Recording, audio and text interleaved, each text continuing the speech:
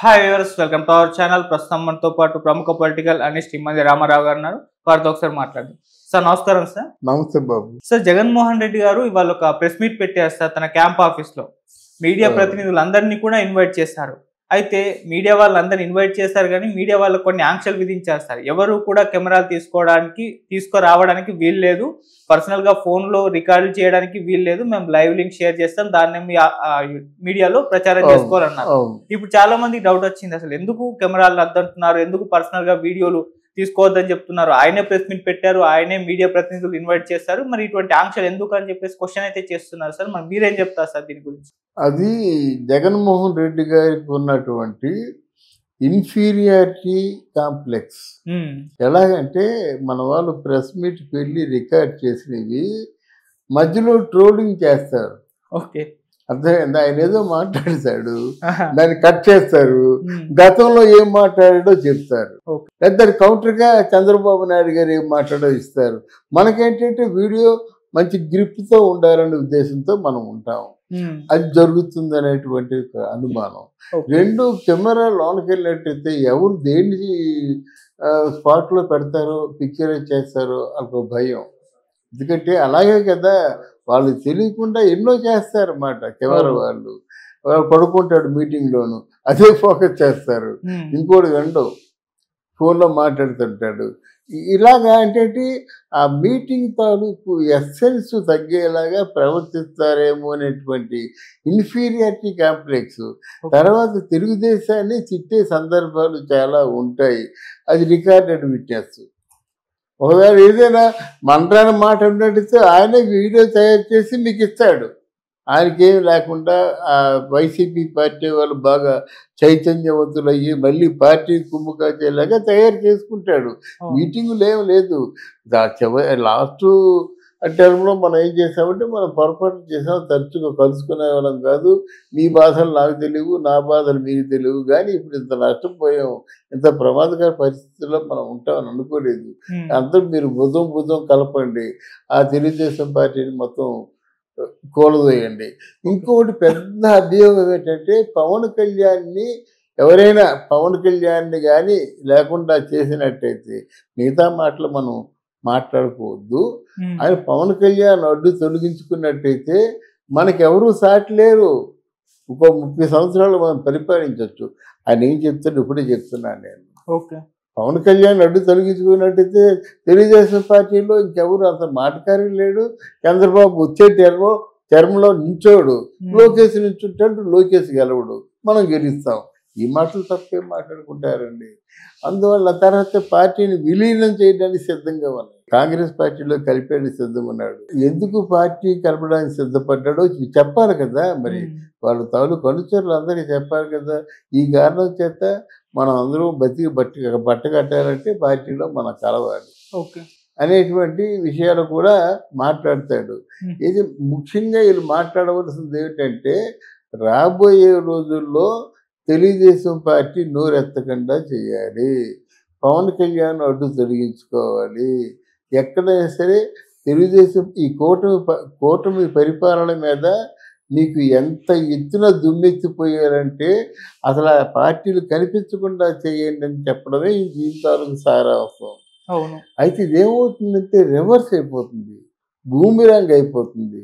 మీరు ఎప్పుడు నిజాయితీగా మాట్లాడితే దాని తాలూకు ప్రభావం తక్కువగా ఉంటుంది.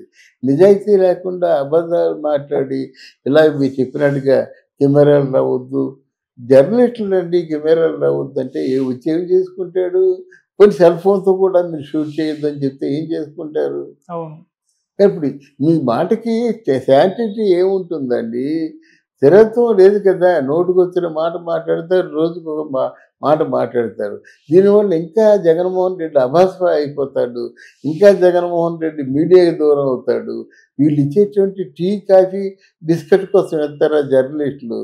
అసలు నిజం ఏమిటనేది ప్రజలకి అందజేయడం కోసం వెళ్తారు. జర్నలిస్ట్ పని పాట లేకుండా కాదు కదా. జర్నలిస్ట్ అంటే మేధావి అండి, వాళ్ళు చులకనగా చూడకూడదు. ఈ రోజుని విజయసాయి రెడ్డి చేసిన పాపం ఏమిటంటే, ఓ జర్నలిస్ట్ని తిట్టేసరికి మొత్తం ఆంధ్రాలో ఉన్నటువంటి జర్నలిస్టులు అందరూ ఒకటి పేరు నోటికి వచ్చినట్టు తిట్టారు. ఈయన ఏమంటే దాని డబుల్ తిట్లు తిట్టారు. పతనం అయిపోయాడు మాట ఈ విజయసాయి రెడ్డి. అలాగే జగన్మోహన్ రెడ్డి కూడా ఆ మాటలు బయటకు వచ్చినట్టు ఇంకా ఎవరు ప్రజలు తిరుగుబాటు కూడా చేస్తారు. అవును. అరే నీ సొంత పులివెందుల్లో నీ మీద తిరుగుబాటు చేశారు. తలుపులు మూసేసుకుంటే తలుపులు కొట్టి మరి లోనకెళ్ళి కాళ్ళు రుచ్చుకొని అడిగారు. అంటే నువ్వెంత వ్యతిరేక అంటే ఒక వేదిక మీద ఉన్నావు, ఎంత వ్యతిరేక భూమిక నువ్వు వహిస్తున్నావో నువ్వు తెలుసుకోవాలి. తెలుసుకొని నిజాలు బయట పెట్టాడు. అది లేకుంటే ఎటువంటి రహస్య మంతనాలు అన్నమాట. వీళ్ళు ఆలోచించడం అంటే వైఎస్ఆర్ పార్టీ వర్గీయులకి అందరికీ బ్రెయిన్ వాష్ చేయడం ఇది ఎంతో కాలం దాగదు. మరి కొంచెం తక్కువ డౌన్ అవుతారు కానీ దాగదు. అంటే ఇంకా పరిపాలనలో ఉన్నాననుకుంటున్నాడు ఆయన. రాజరిక వ్యవస్థలో నా మాట సాగుతుంది అనుకుంటున్నాడు. అది కాదు. నీకింత అఫ్టర్ ఒక చిన్న పనివాడు కూడా ఎదురు తిరుగుతున్నాడు. నువ్వేం చేయగలుగుతున్నా ఏదో అంటారు కదా, నువ్వేం చేయగలుగుతావు అంటారు, అంతకంటే పచ్చిగా అంటారు కూడా. అలా ఉన్నారు. ఉన్నప్పుడు రాజకీయ నాయకుడు అనేవాడివి పరిస్థితుల్ని గమనించి భవిష్యత్తును దృష్టిలో ఉంచుకొని నువ్వే నిర్ణయం తీసుకున్నా ఆ నిర్ణయం నిన్ను కాపాడే దిశగా ఉండాలి.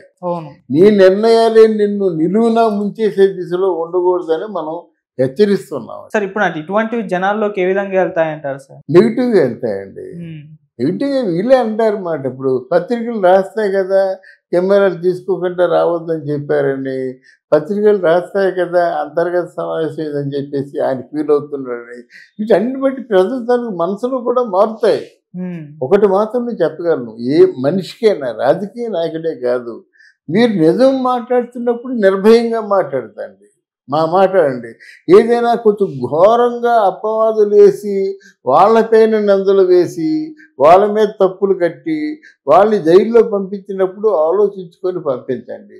లేకపోతే ఏమవుతాయంటే నువ్వేమైతే నిందలు వేసి జైల్లో పెట్టావో అవన్నీ నీకే ఎదురు తిరిగిసామాట. అవును. ఇది నిజానికి అబద్ధానికి అంత తేడా ఉంది. తేలిక అబద్ధాలు ఆడేస్తారు. అవన్నీ రికార్డెడ్ అండి. వాడు ప్రభుత్వ యంత్రాంగం ఎలా మార్చేస్తారు? అందుకే కదా అసెంబ్లీలో మాటికి అయ్యా దయచేసి పొరపాటున నోరు జారాను వాటిని రికార్డులోంచి తొలగించండి అంటారు. మొత్తం అంతా రికార్డ్ అయి ఉంటుంది కదా, రికార్డులోంచి తొలగించమంటారు. సార్ ఇప్పుడు అంటే ఆయన క్యాంప్ ఆఫీస్లో కూడా అప్పుడు అధికారంలో ఉన్నప్పుడు వస్తువులు కానీ ఇవన్నీ కూడా అక్కడ ఉన్నాయి, అవి కూడా రికార్డ్ అవుతాయని చెప్పేసి అందుకే వద్దన్నారని కూడా వార్తలు ప్రచారంలో. అవునండి, ఇవన్నీ ఉండవని తీసేస్తారండి. ప్రజల ధనం అది.